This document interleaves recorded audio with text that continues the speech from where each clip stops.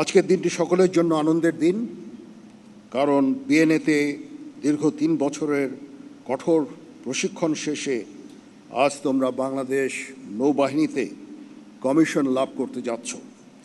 এই জন্য তোমাদের জানাই আমার আন্তরিক অভিনন্দন।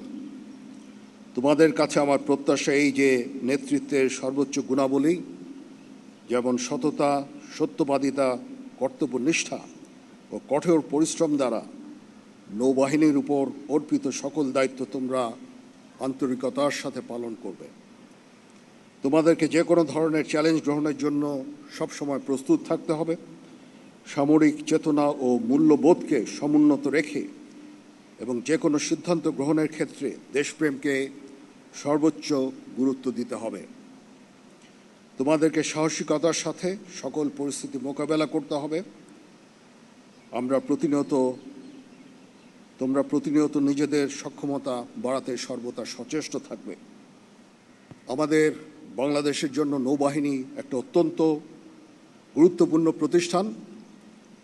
আমরা প্রতিনিয়ত চেষ্টায় রত আছি এই নৌবাহিনীকে উত্তরোত্তর সমৃদ্ধি করতে বিভিন্ন ধরনের জাহাজ, সাবমেরিন সংযোজনের মাধ্যমে। আমাদের সি লাইন অফ কমিউনিকেশনকে রক্ষা করা অত্যন্ত গুরুত্বপূর্ণ। আমাদের দেশ আমদানি রপ্তানি নির্ভর একটা দেশ। এই দেশের সি লাইন অফ কমিউনিকেশন রক্ষার দায়িত্ব তোমাদের। তোমরা ইনশাল্লাহ তোমাদের চাকরি জীবনে প্রত্যক্ষ করবে যে নূতন নূতন সরঞ্জাম, জাহাজ, সাবমেরিন এই নৌবাহিনীতে ইনশাল্লাহ সংযোজিত হবে এবং তোমরা এগুলো রক্ষণাবেক্ষণ এবং এগুলো পরিচালনার দায়িত্ব পালন করবে ইনশাআল্লাহ। নৌবাহিনী একটা অত্যন্ত স্বনামধন্য প্রতিষ্ঠান, যেখানে শৃঙ্খলা প্রধান চালিকা শক্তি।